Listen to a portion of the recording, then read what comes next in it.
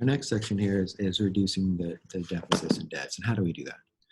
I'm going to, be straight with you. The only way to reduce your yearly borrowing is to raise taxes or cut spending. It's just that simple. And neither one are fun. No one wants to pay more money in taxes. And no one wants to see reduction to spending programs, especially our mandatory programs, which Social Security, money for old people, health insurance for old people. Medicaid is health insurance for low income people, which oftentimes are old people, right? Because they're living on Social Security that puts you below the poverty line. You can't touch in the insurance programs, your food stamps and EBT and free lunches and Section 8 housing and WIC and welfare programs. So then the other option is raising taxes. And you say, well, how do you do that fairly? Our President Biden has a bunch of ideas. Raising corporate taxes, corporations pay very, very, very little nowadays compared to what they have historically. That might be a good place. Oftentimes people look at the rich as a place to make it up. Right now, currently, we tax the rich at 37%. Under Obama, it was 39.6%. But historically, going back before Reagan, it was oftentimes 70+%. But that might be for the ultra rich, right? So now we're talking about people who make over 10 million a year, not 400,000, which is where I think the number currently is. There are ideas of capping deductions, so you can't not pay any taxes, or corporations having a floor. So like, let's say you have to pay at least 10%. Rich people can't write off like their yachts and their third houses anymore. Like, sorry, you can write off your first house because that's where you need to live. And then all of your other vacation houses, you can't use that as a write-off. There's a lot of ideas, right?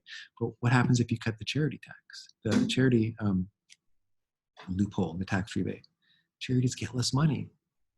You like charities having money. Charities have fed people who are desperate and starving during this COVID crisis. So,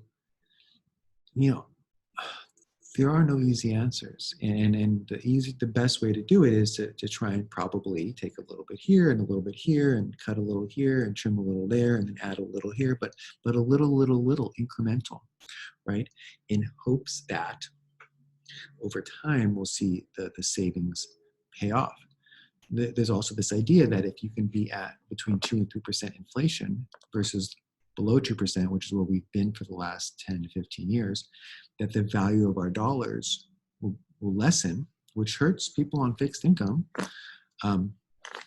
but it'll make the debt less. So if let's say inflation is 3% a year for the next 10 years, then the value of our dollar will be 30% less in 10 years, and our debt will be 30% less in 10 years. So all of these concepts are juggled around, and at the end of the day, they probably all have to be implemented to truly fix this problem. We've heard a lot of different ideas over the last 30 years. The line item veto was one that Clinton pushed. Clinton, of course, balanced the budget for 4 years, but he also said, let me just cut part of the federal budget that I don't like and leave the rest. And they said, no, you can't do that. You have to agree with the whole budget or not. You can't just have the president have that much power. That's too much power for the president. Maybe it is. We saw that when Clinton raised taxes and cut the defense budget, he caused 4 years of surplus spending. So we have a formula that we've seen work. We also had an expanding economy under Clinton, which isn't always going to be the case. The economy goes up and down. Heck, we know when Bush II cut taxes and raised military spending, he also got us into 2 major wars. The deficit ballooned, and then we had the Great Recession, and we had massive borrowing. Remember, when times are good, you should be saving money or at least cutting your spending, cutting the deficit. And when we have emergencies like the Great Recession, like the COVID crisis, is when government steps up and borrows.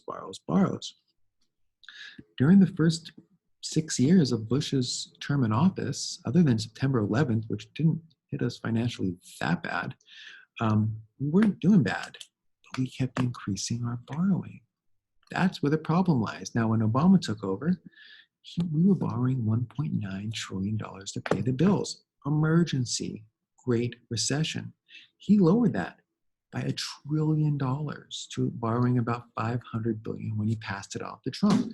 The economy wasn't exploding, but it was going well, slowly but surely going up, 2% a year-ish, 2.5. And when Trump took over, he took over a great economy, or at least one that was slowly going up. And the first thing he did was lower taxes and raise military spending. And all of a sudden, we started having our deficit blow up to close to $1 trillion a year. It was $984 billion before this COVID mess, which is now an emergency. And we're stepping up to try and temporarily put a Band-Aid over the broken economy. And our hopes, of course, is that over time we'll stop and we'll try and cut that deficit. But the key is to, when times are good, to continue lowering that debt and not let yourself get caught up in borrow, even though we know that if you're spending a lot and you're borrowing, not everyone pays attention in the country. But if you're spending a lot, the economy goes up, and the best chance presidents have for being reelected is to have the economy going up. So for a president, his first term or her first term, the best thing you can do is have your economy going up so you can get that second term, right? Which might mean borrowing. It's maddening because we can see that. How are we ever going to get out of this cycle? It's an endless cycle. And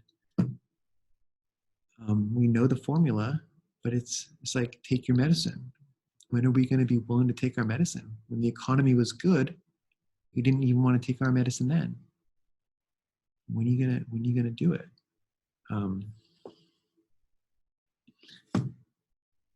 And I think, we're all hopeful that the economy rebounds from this COVID thing.